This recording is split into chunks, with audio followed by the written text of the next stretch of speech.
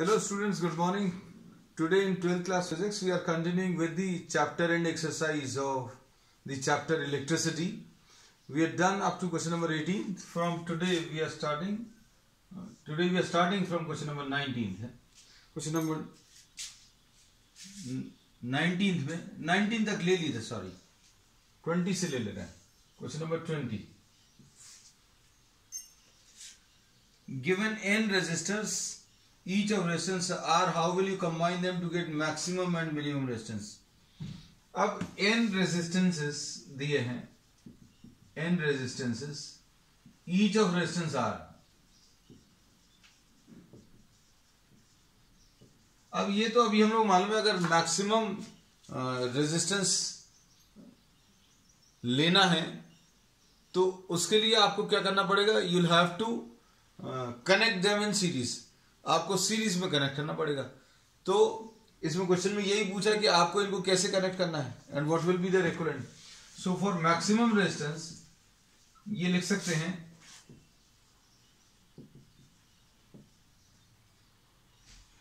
these are to be connected in series. Series में connect करेंगे और R इक्विवेलेंट कैसे मिलेगा? R1 plus R2 plus R3 and so on. This will be the equivalent. मतलब R plus R plus R ऐसे सबको connect करेंगे. ऐसे n रेजिस्टेंसेस हैं तो इनका जो आंसर आएगा वो NR आ जाएगा. और इसको अभी हम लोग R सीरीज लिख दे रहे हैं, सीरीज में है. अब आप चाहो तो इसमें एक डायग्राम ले सकते हैं. और मिनिमम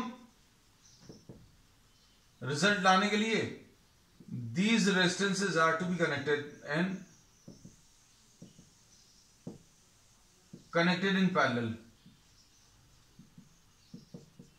तो पैरेलल में अगर कनेक्ट कर रहे हैं ऐसे n रेजिस्टेंसेस,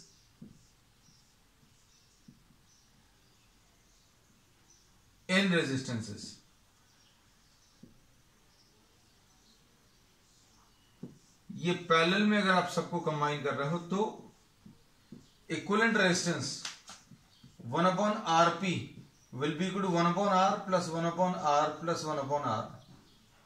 ऐसे n को कनेक्ट करना है.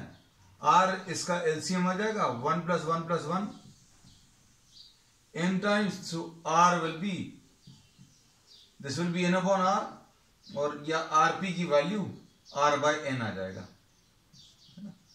तो ये चीजें पूछी थी. अब आगे इसमें क्या बोला है? What is the ratio of maximum to minimum resistance? Maximum to minimum resistance R maximum, इसको R maximum भी बोल सकते हैं और ये R minimum भी आ जाएगा, है. तो अब हम लोग क्या बोलेंगे? R maximum will be NR upon R minimum. ये R by N आएगा, है ना. तो ये R और R तो कैंसिल होगा, N ऊपर जाकर ये this will be N square. So this will be the answer. अब इसके बाद क्या पूछा? गिवन रेजिस्टेंसेस, कुछ रेजिस्टेंसेस दिए हुए हैं, देखना जरा ध्यान से. एक अच्छा क्वेश्चन.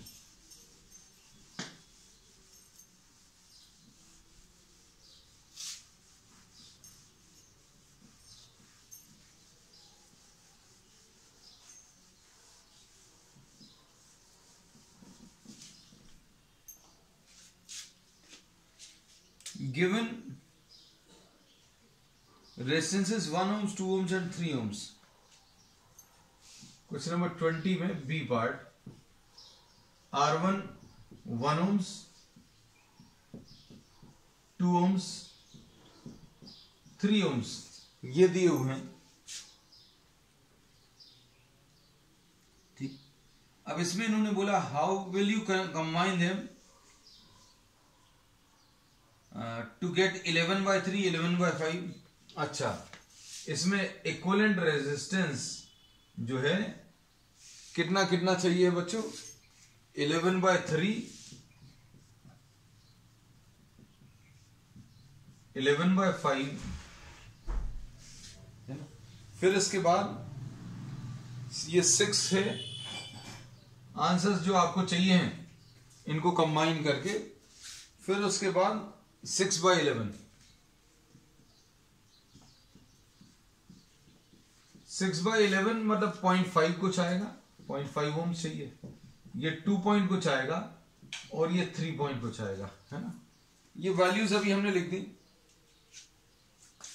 अब हमें इसमें ध्यान से सुनना,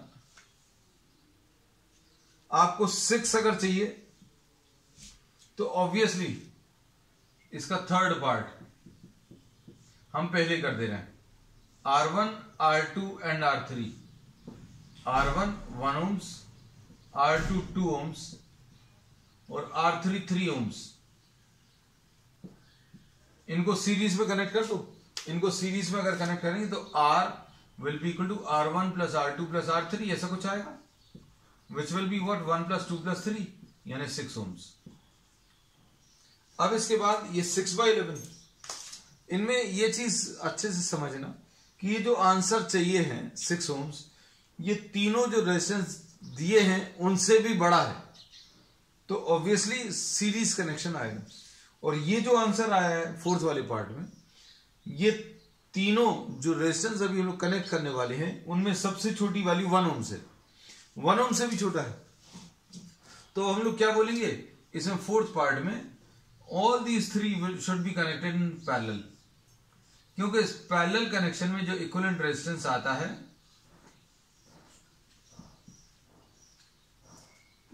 1 ohms, इक्विवेलेंट रेजिस्टेंस जो आता है पैरेलल में that is smaller than the smallest value. तो 1/R will be equal to 1/R1 plus 1/R2 plus 1/R3, ऐसा कुछ आ जाएगा। So 6 is the LCM, 1, sorry, this will be 6, this will be 3 and this will be 2, तो ये कितना आ जाएगा 11/6। ये 1/R की वैल्यू है, तो R की वैल्यू 6/11 आ जाएगा, है ना। तो ये पार्ट भी खत्म हो गया। अब इसके बाद इसमें इन्होंने बोला ये वाला जो आंसर है, ये देखो 3 से बड़ा चाहिए, है ना। 3 से बड़ा कब आएगा, जब 3 को आप सीरीज में लोगे। इसमें 3 ohms को आप सीरीज में ले लो, ये याद रखना। आपको आंसर किससे बड़ा चाहिए, 3 ohms से बड़ा चाहिए। तो अभी हम लोग इसको 3 को कैसा कनेक्ट कर दे रहे हैं, we are connecting this 3 ohms in series, 3 ohms को सीरीज में करके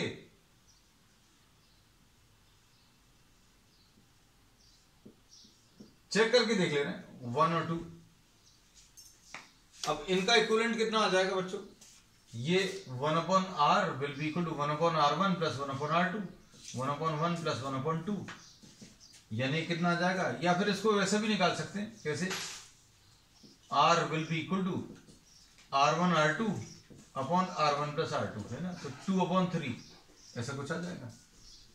तो अब हम लोग इसमें कैसा बोलेंगे, ये 3 ohms है और ये 2/3 है, तो इनको कंबाइन करने पर ये 3 प्लस 2/3 सीरीज में 11/3 आ जाएगा। तो फर्स्ट पार्ट इसका हो गया 11/3 ohms। ठीक, अब इसके बाद सेकंड पार्ट में आपको कैसा आंसर चाहिए है, आंसर 2 पॉइंट कुछ चाहिए, है ना। तो 2 पॉइंट कुछ लाने में ध्यान से सुनना, इसमें 2 से बड़ा अगर आंसर चाहिए तो 2 से बड़ा आंसर लाने के लिए अभी आप 2 को सीरीज में कर सकते हैं या 1 को भी सीरीज में कर सकते हैं। तो ये आपको चेक करके देखना पड़ेगा। अब जैसे सपोज फॉर एग्जांपल 2 ohms आपने ऐसा लगाया सीरीज में और यहां पर 1 और 3 ले लिया। ये मन में भी कैलकुलेशंस किए जा सकते हैं, हम सिर्फ समझाने के लिए सारी चीजें बनाकर दिखा रहे हैं। तो इसका आंसर बच्चों कितना आ जाएगा, इसका आंसर ऑब्वियसली 3/4 आएगा, है ना। तो 3/4 यानी हमें आंसर नीचे जो चाहिए है, नीचे जो चाहिए वो 5 चाहिए। तो अब इसमें अभी हम लोग कह रहे हैं यहां पर 4 आ रहा है, तो अभी हम लोग ये कॉम्बिनेशन नहीं चलेगा। आंसर में नीचे 5 चाहिए तो मतलब आपको 2 और 3 का यूज करना पड़ेगा। डिनोमिनेटर में आपको 5 चाहिए, तो अब देखो इसको कैसे करेंगे। ये 1 ओम्स ये लगा दिया और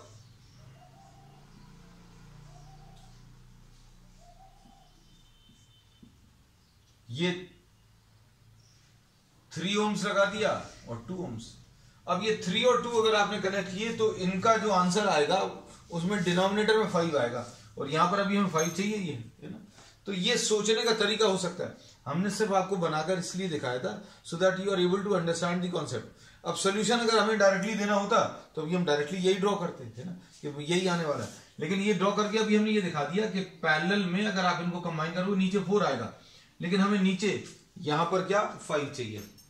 अब इस ऐसे ही कुछ अभी आप इसमें भी सोच सकते हो कि भाई डिनोमिनेटर में 3 चाहिए, तो 1 और 2 को अभी आप कनेक्ट करके 3 ला सकते हैं, है ना। तो इसमें अभी हम लोग ये बोलेंगे 1 और 2 को कनेक्ट करोगे तो इसका जो आंसर आएगा डिनोमिनेटर में 3 आएगा, तो 3 मिल जाएगा, है ना। ऐसा समझ सकते हैं। तो इसका इक्विवेलेंट कितना आ जाएगा, equivalent will be 3 into 2 upon 3 plus 2 यानी 6 डिवाइडेड बाय 5, और इसमें 1 और ऐड करना तो 1 प्लस 6 बाय 5 यानी ये 11 बाय 5 आ जाएगा। ठीक है, तो फर्स्ट पार्ट का आंसर कौन सा है, first part, this is the answer to the first part. बहुत सारे हो गए इसलिए अभी हम, ये फर्स्ट पार्ट है। सेकेंड पार्ट 11 बाय 5, इस टाइप का कुछ कनेक्शन चाहिए, दिस इज सेकेंड पार्ट, है ना। स्क्रीनशॉट ले लेना बच्चों। फिर उसके बाद थर्ड पार्ट 6, तो ये थर्ड पार्ट ये ले लो 6,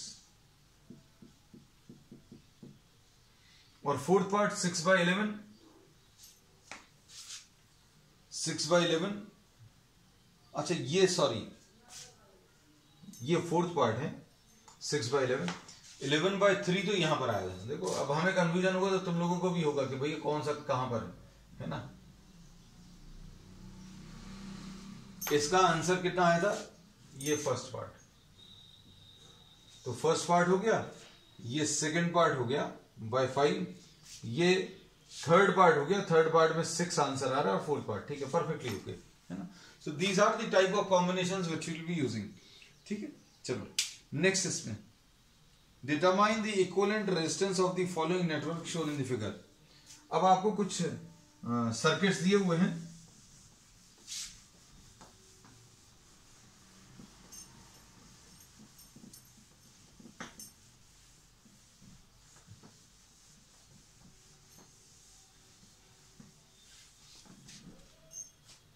अब देखो इसमें determine the equivalent resistance of the following networks.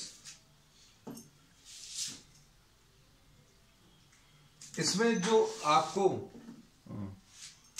दिया है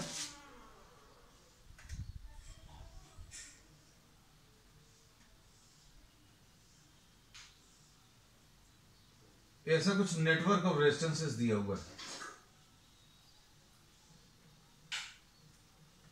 3 है ऐसे लूप, 1 2 3 एंड 4 लूप्स हैं। चलो एक इस तरफ बना लेते हैं।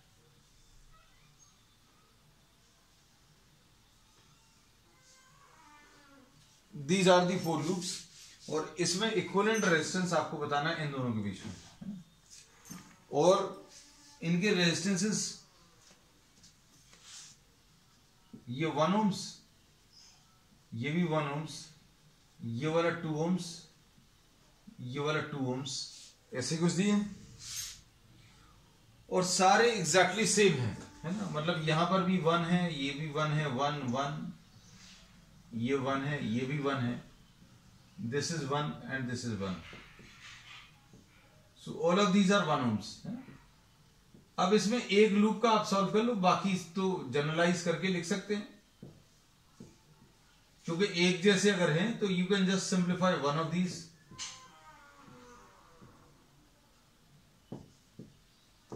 एक सिंप्लीफाई करने के लिए क्या कर सकते हैं, that these are in one of these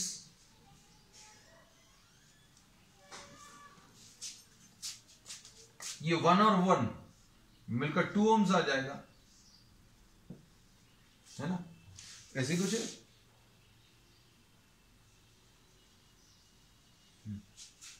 अब इसमें यहां पर 2 और 2 ये 4 ओम्स आ जाएगा, बस इतना सा है। अब इनको कंबाइन कर लो तो ये 2 ओम्स और ये वाला जो है ये भी 4 ओम्स।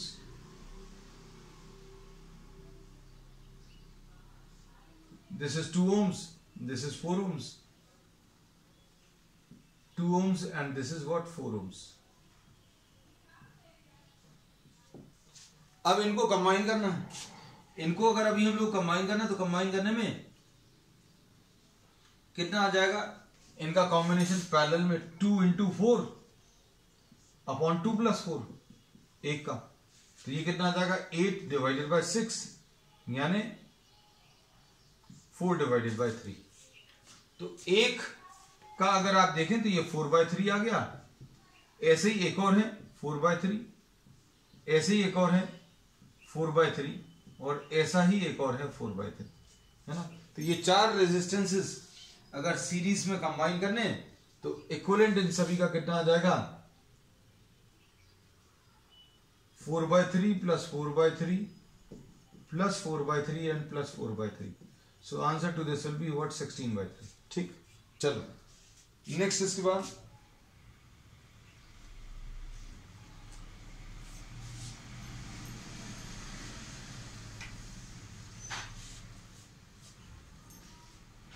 सी पार्ट में ही 2 पार्ट हैं, है ना। तो सी का जो ये था, सी का फर्स्ट पार्ट था, सी का सेकंड पार्ट।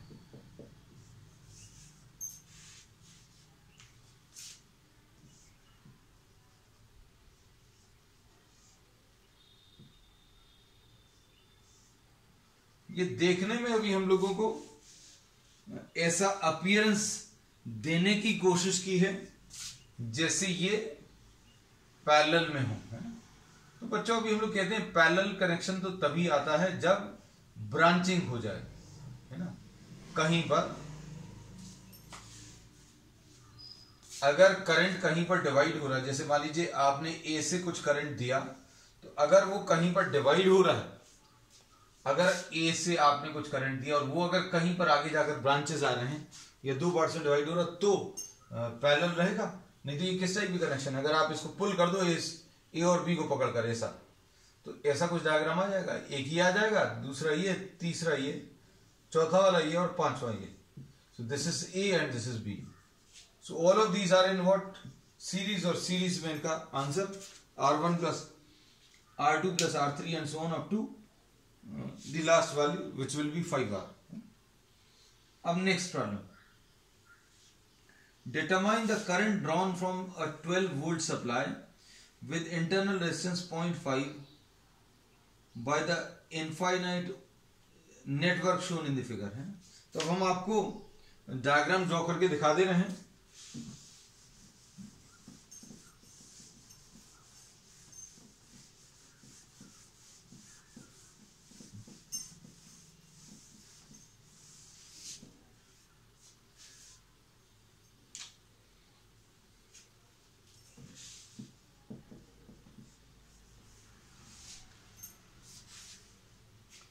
अब इसमें ये इनफाइनाइट लैडर प्रॉब्लम है।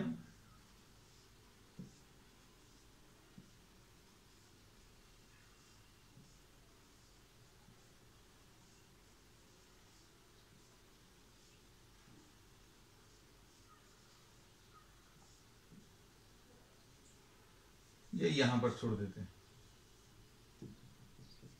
इन्फिनिटी तक, और इन सभी की वैल्यूज बच्चों 1 ओम से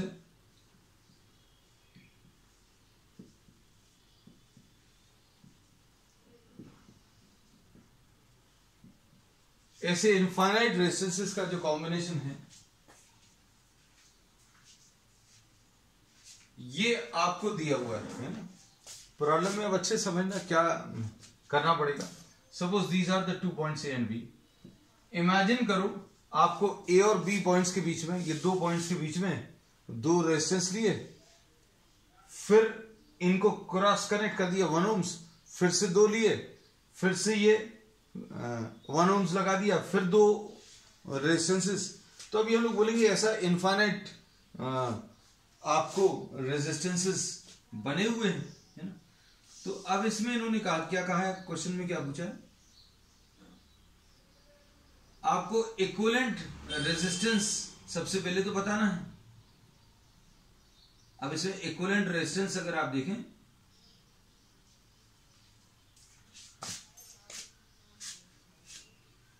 suppose the equivalent resistance between the points A and B, equivalent resistance between the points A and B is suppose R. अब हम लोग क्या बोल सकते हैं, ध्यान से देखना। अगर आप इसका एक पार्ट, ये वाला पार्ट जो है अलग कर लें, तो भी जो लैडर बचेगी that will be having infinite resistances.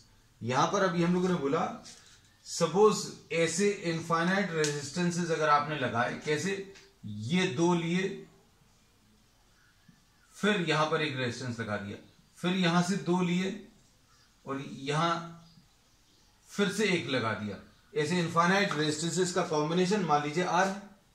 अगर आपने ये कट लगा दिया तो सी और डी पॉइंट के राइट साइड में जो रेजिस्टेंसेस रहेंगे वो अभी भी कितने रहेंगे, वो अभी भी इनफाइनाइट रेजिस्टेंसेस रहेंगे।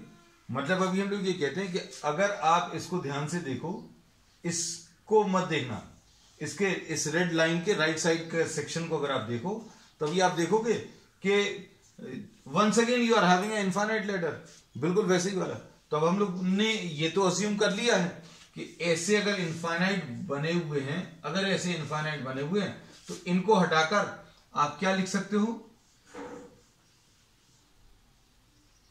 इन सबको हटाकर अभी आप क्या लिख सकते हो, सी और डी पॉइंट पर इन सबको हटाकर एक इक्विवेलेंट वैल्यू आर लिख सकते हो, तो आर लिख लिया। और ये वाला 1 ऑलरेडी लगा हुआ है, ये 1 ओम से है और ये भी 1 ओम से, बस अब आप इनको कंबाइन कर लो। हम लोगों ने जो इसमें कॉन्सेप्ट यूज किया, ये अभी हम लोग डिटेल में कैपेसिटेंस चैप्टर में भी डिस्कस किया था, इनफाइनाइट लैडर वाले क्वेश्चन। उसमें अभी हम लोगों ने ये बोला कि आप सबसे पहले तो आइडेंटिफाई करो कि पैटर्न कैसा है। पैटर्न कैसा है, एक ऐसा रेजिस्टेंस और एक ऐसा, और फिर एक ऐसे में लगा हुआ। ऐसी इनफाइनाइट वैल्यूज अगर कंबाइन करनी है तो अभी हमने बोला इस सबको अगर आपको हटाना है, ध्यान से देखना, इन सबको हटाना है और एक रेजिस्टेंस अगर लिखना है, ऐसे अगर इनफाइनाइट रेजिस्टेंसेस बने हुए हैं, इन सबको हटाकर अभी आप एक वैल्यू लिख सकते हो। क्या वैल्यू लिख सकते हो, आर। तो अभी हमने बोला कि ए और बी पॉइंट के बीच में इनफाइनाइट लैडर है और ए और बी पॉइंट के बीच में रेजिस्टेंस आपने आर अस्यूम कर लिया। फिर अभी हमने कट लगाया, कट लगाकर राइट साइड वाले पोर्शन को देखा तो वो भी आर ही है। क्यों? क्योंकि still this is a combination of infinite resistances. तो अभी हमने इन सबको हटाकर एक आर लिख दिया। क्यों? क्योंकि इनफाइनाइट रेजिस्टेंसेस का कॉम्बिनेशन है। और किसी के मन में ये आएगा कि भैया इनफाइनाइट में से एक तो आपने अलग कर दिया, तो अगर एक लूप अलग भी कर दिया तो भी अभी हम लोग बोलेंगे still there will be infinite, है ना।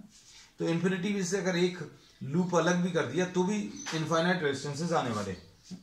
अब देखो, ये पॉइंट ए है, ये बी है। अब इन दोनों को कंबाइन कर सकते हैं। इसकी वैल्यू कितनी आएगी बच्चों, r into 1 upon r plus 1। कोई दिक्कत नहीं।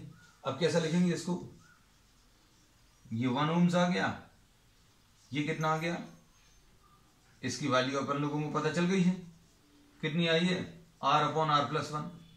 और ये कितना है, 1 ओम्स। और ये पॉइंट ए है, ये पॉइंट बी है। पॉइंट ए और पॉइंट बी के बीच में अब 3 रेजिस्टेंसेस हैं। ये 3 रेजिस्टेंसेस कैसे कनेक्टेड है, सीरीज में कनेक्टेड है। ए से ये 1 ओम्स, फिर ये वाला और ये वाला। तो अब हम लोग क्या कह सकते हैं, you can find out the equivalent resistance.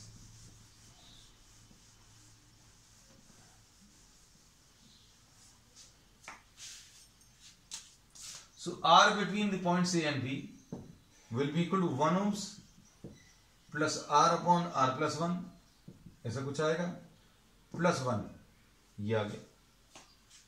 अब ये सॉल्व कर सकते हो।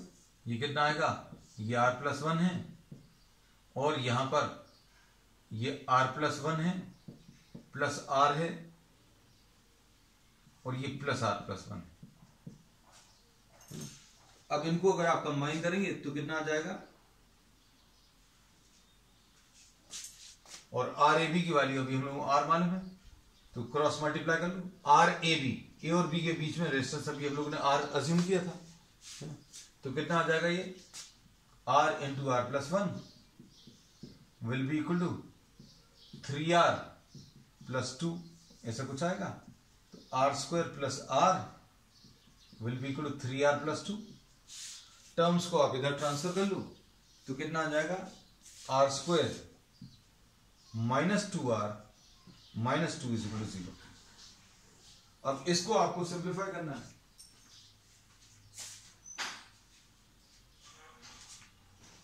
अब ये एक क्वाड्रेटिक इक्वेशन है, क्वाड्रेटिक इक्वेशन का जो इक्विवेलेंट रेजिस्टेंस आएगा minus B minus of minus 2 plus minus under root of B square. इसमें ए की वैल्यू 1 है, बी की वैल्यू बच्चों माइनस 2 है, सी की value minus 2। B square minus 4 A C, B square minus 4 into A into C की value minus 2 upon 2 into A, है ना? तो अभी हम लोगों ने क्वाड्रेटिक फॉर्मूला अप्लाई कर दिया, तो ये कितना आ जाएगा R is equal to 2 plus minus यहां पर कितना आ जाएगा 4 प्लस 8 12, तो this is square root of 12 upon 2। तो अब इसको कैसा लिखेंगे 2 प्लस माइनस 2 रूट 3 अपॉन 2, तो ये आ जाएगा 1 प्लस माइनस रूट 3। अब 1 माइनस रूट 3 अगर आप लोगे तो इसमें दो वैल्यूज आ रही हैं बच्चों, आर की वैल्यू 1 माइनस रूट 3 और आर की वैल्यू 1 प्लस रूट 3। तो ये वाली वैल्यू तो नेगेटिव आ रही है, इसलिए नेग्लेक्ट करेंगे, क्योंकि अभी हम लोग ये बोलते हैं कि रेजिस्टेंस कभी नेगेटिव वैल्यूज नहीं लेगा। तो आर की वैल्यू 1 प्लस रूट 3 आ गई। अब क्या पूछा इन्होंने, अब इसमें इन्होंने पूछा कि फाइंड आउट, अभी क्वेश्चन कंप्लीट नहीं हुआ बच्चों, determine the current drawn from a 12 volt supply. अब आपने इसमें एक सेल कनेक्ट किया है,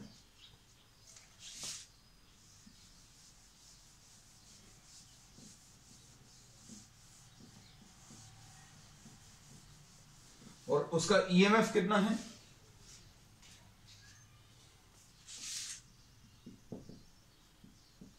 ईएमएफ 12 वोल्ट है और इंटरनल रेजिस्टेंस 0.5 है।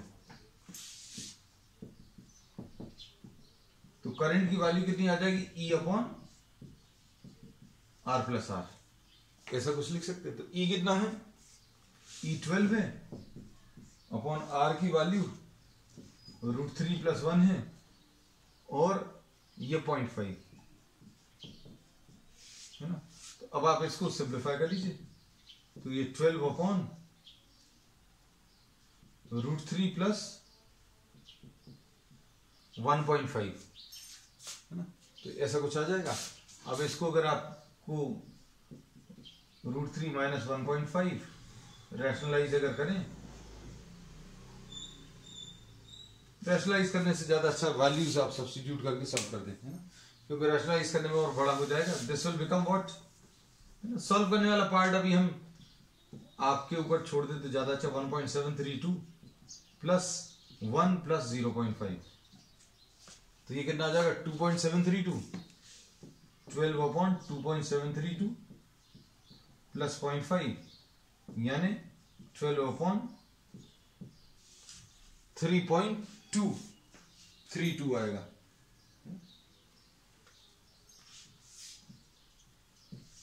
अब इसमें क्या बोल सकते हैं, ये वैल्यू जो है 3 4 12 होता है, तो 3 पॉइंट कुछ आने वाली है ना। तो ये अप्रोक्सीमेटली वैल्यू जो है this turns out to be 3.7 amperes.